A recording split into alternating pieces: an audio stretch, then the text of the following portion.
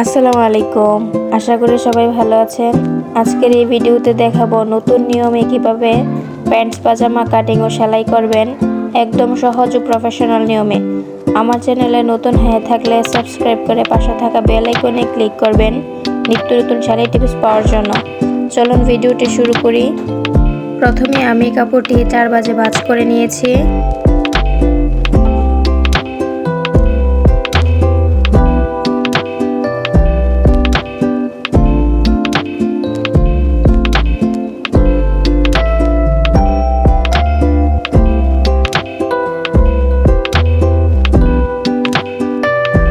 Rubber ঘরের জন্য নিচ্ছি 2 ইঞ্চি। এখন স্ট্রেট করে মার্ক করে নিচ্ছি।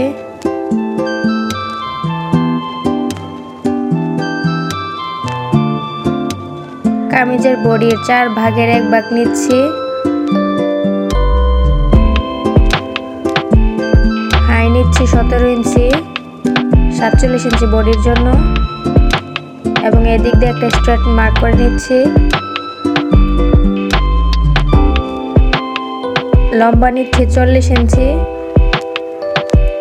এবং 3 ইঞ্চি নিচ্ছি এক্সট্রা মুড়িয়ে সেলাই করার জন্য। এদিক দিয়ে একটা স্ট্রেট মার্ক করে নিচ্ছি।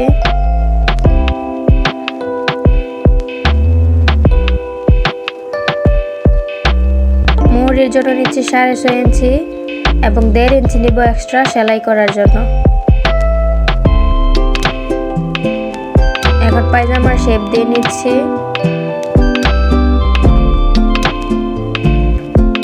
শেপটা এভাবে দিলে ফিটিংস ভালো আসে, আপনারা এভাবেই শেপ দিবেন। এখন মার্ক অনুযায়ী কেটে নিব।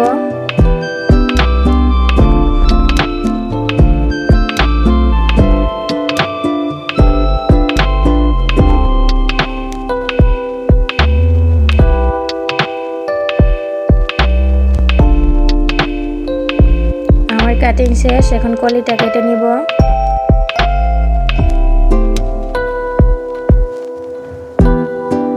কাটিং করা শেষ, এখন সেলাই করব। প্রথমে সাইড সেলাই দিয়ে নিচ্ছি। 2 সুত পরিমাণ রেখে সেলাই করছি।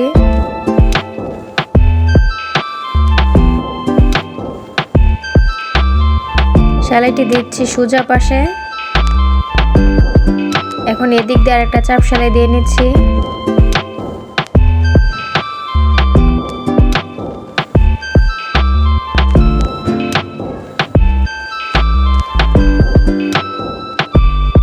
একই নিয়মে আমি আরেকটি পাশ সেলাই করে নিব। এখন মুহুরিটা সেলাই করছি।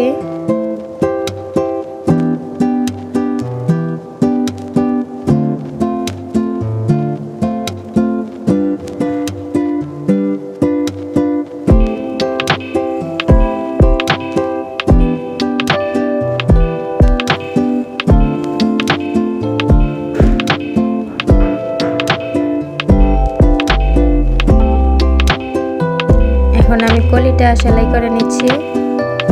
সোজা পাশে কলিটা লাগিয়ে নিচ্ছি। ডাবল সেলাই দিচ্ছি। এটার উপর অবশ্যই আপনারা চাপ সেলাই দিবেন। এখন আমি আরেকটি পার্ট সেলাই করে নিচ্ছি।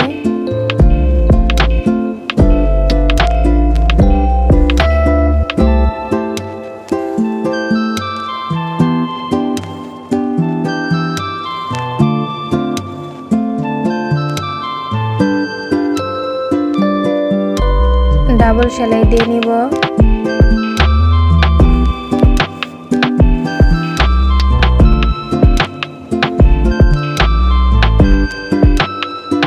এটার উপর আরেকটা চাপ সেলাই দিয়ে নিচ্ছি। চাপ সেলাই দিলে অনেক দিন টেকসই করে। এখন আমি মুহুরিটা সেলাই করে নিচ্ছি।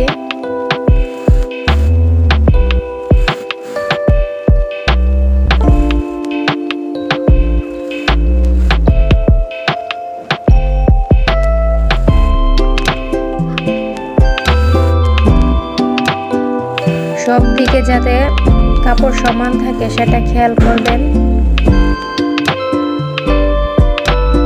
এখন আরেকটা সেলাই দিয়ে নিব।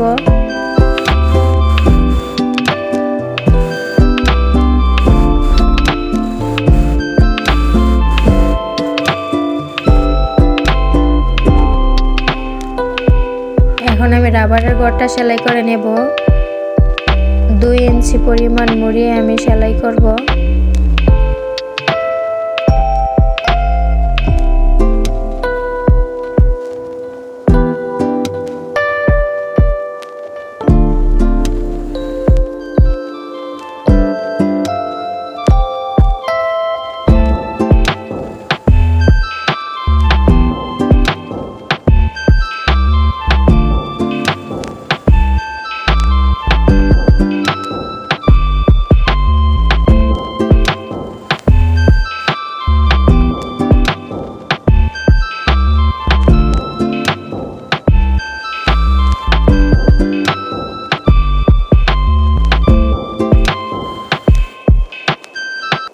সব দিকে এক সমান করে সেলাই করতে হবে।